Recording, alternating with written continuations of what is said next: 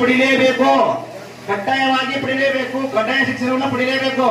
ನೋಡ್ರಿ, ಸಂವಿಧಾನ ಅಂಬೇಡ್ಕರ್ ಅವರು ಯಾವುದೇ ಒಂದು ಜಾತಿಗೆ ಮೀಸಲಾಗಿ ಬರ್ದಿಲ್ಲ, ಬರೀ ದಲಿತರಿಗೆ ಬರ್ದಿಲ್ಲ ಸಂವಿಧಾನ ಅವರು. ಒಬ್ಬ ಮಹಿಳೆ ಯಾವ ಜಾತಿಯ ಮಹಿಳೆಯಾಗಿರ್ಬೋದು ಅವ್ರಿಗೆ ಮೀಸಲಾತಿ ಇದೆ ಸಂವಿಧಾನದಲ್ಲಿ. ಒಬ್ಬ ಅಂಗವಿಕಲ ಯಾರಾಗಿರ್ಬೋದು ಅವ್ರಿಗೆ ಮೀಸಲಾತಿ ಇದೆ ನಮ್ಮ ಒಂದು ಸಂವಿಧಾನದಲ್ಲಿ. ಕೆಲವೊಂದು ತಿಳ್ಕೊಂಡ್ಬಿಡ್ತಾರೆ, ಸಂವಿಧಾನಪ್ಪ ಅಂದ್ರೆ ಅವ್ರಿಗೆ ಅಷ್ಟೇ ಬರ್ದಿದ್ದಾರೆ, ನಮ್ಮ ಎಸ್ಟೇಷನ್ಗೆ ಅಷ್ಟೇ ತಂದು ಕೊಡ್ತಾರೆ ಅಂಬೇಡ್ಕರ್, ಅವ್ರು ಅಷ್ಟೇ ಅವ್ರು ಪೂಜೆ ಮಾಡ್ಬೇಕಂತ ತಿಳ್ಕೊಂಡಿದ್ದಾರೆ. ಅದು ಬುದ್ಧನ ಕಾಲದಲ್ಲಿ ಪ್ರಜಾಪ್ರಭುತ್ವ ವ್ಯವಸ್ಥೆ ಇತ್ತು. ಆತ ಕೂಡ ಸಮಾಜವನ್ನು ಹೆಂಕೊಂಡು ಹೋದ ಬುದ್ಧ ಅಂದ್ರ ಅಲ್ಲಿರ್ತಕ್ಕಂಥ ಅಸಮಾನತೆಯನ್ನು ಹೋಗಲಾಡಿಸ್ಲಿಕ್ಕೆ ಎಲ್ಲರಿಗೂ ಅವಕಾಶ ಕೊಟ್ಟ. ಪ್ರಜಾಪ್ರಭುತ್ವ ಅಂದ್ರೆ ಏನು? ಎಲ್ಲರಿಗೂ ಅವಕಾಶ. ಗಂಡು ಹೆಣ್ಣು, ಕರ್ಗ ಬೆಳಗ, ಮೇಲು ಕೀಳು, ಕನಿಷ್ಠ ಉಚ್ಚ ನೀಚ ಯಾವುದು ಇಲ್ಲ ಅಂತ ಸಮಾನತೆ ಕೊಡ್ತಿದ್ದಲ್ಲ, ಅದು ಪ್ರಜಾಪ್ರಭುತ್ವ.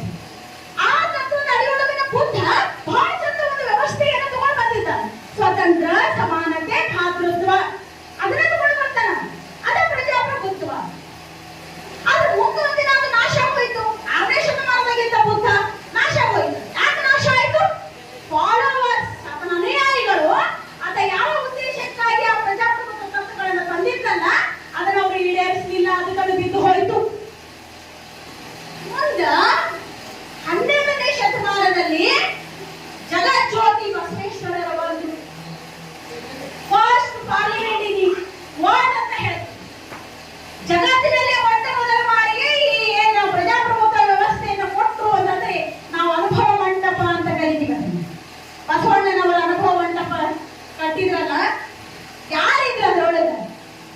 ದೋಹರ ಕಕ್ಕಯ್ಯ ಇದ್ದ, ಬಾದಾರ ಚನ್ನಯ್ಯ ಇದ್ದ, ಆಯ್ಲಕ್ಕಿ ನಕ್ಕಮ್ಮ ಇದ್ದು, ಮಡಿವಾಳ ಮಾಚಿದೇವ ಇದ್ದ, ಸಮಗಾರ ಹರಳಯ್ಯ ಇದ್ದ, ಯಾರಿದ್ರೆ ಅಕ್ಕ ಮಹಾದೇವಿ ಇದ್ಲು. ಎಲ್ಲರೂ ಅವರು ಯಾವ ಕೆಲಸ ಮಾಡ್ಕೊಂಡಿರ್ತಿದ್ರಲ್ಲ, ಆಯಾ ಕೆಲಸದವ್ರಿಗೆ ಎಲ್ಲಾರು ಕರ್ಕೊಂಡು ಬಂದು ಅನುಭವ ಮಂಟಪವನ್ನ ಕಟ್ಟಿದ್ರು ಬಸವಣ್ಣ.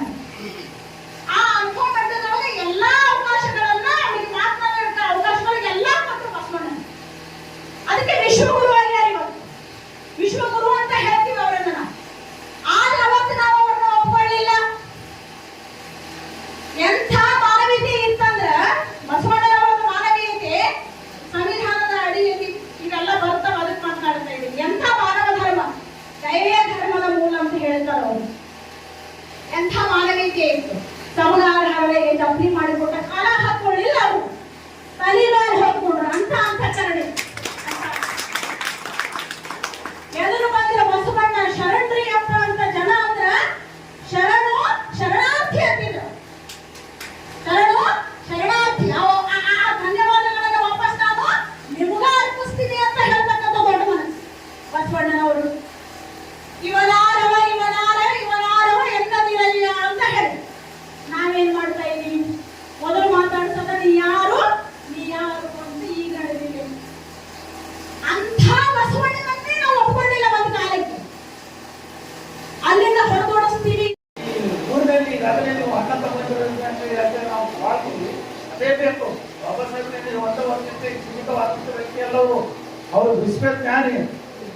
ಈ ಕೊಟ್ಟೋಗಿರ ಆ ಸಂವಿಧಾನ ಆಶ್ರಯಗಳಲ್ಲಿಯೇ ಎಲ್ಲ ನೀವು ಅಡಕವಾಗಿರು. ಎಲ್ಲ ಸಮಾಜಕ್ಕೆ ನಾವು ಆಗಿರ್ಲಿ, ಅಂಬೇಡ್ಕರ್ ಆಗಿರ್ಲಿ, ಯಾರ್ಯಾರು ಮಹಾನ್ ವ್ಯಕ್ತಿಗಳು ಬಂದಾರ ಅವರು ರಕ್ತ ಹರಿಸಿದ್ದಾರೆ. ರಕ್ತವನ್ನ ಹರಿಸಿ ಕ್ರಾಂತಿಯಾಗಿ ಅವರ ತ್ಯಾಗ ಬಲಿದಾನ ಆಗೋಗೈತೆ. ಆ ರಕ್ತದ ಮಡುವಿನಲ್ಲಿನೇ ಸುಂದರವಾಗಿರ್ತಕ್ಕಂಥ ಬದುಕನ್ನು ನಮ್ಗೆ ಕೊಟ್ಟು ಹೋಗಿದ್ದಾರೆ. ಮತ್ತೆ ಇವತ್ತು ನಾವ್ ಏನ್ ಮಾಡಕತ್ತೀವಿ? ನಾವು ಅರ್ಥ ಮಾಡ್ಕೋಬೇಕು. ಎಲ್ಲ ವಿದ್ಯಾವಂತರು, ಯುವಕರು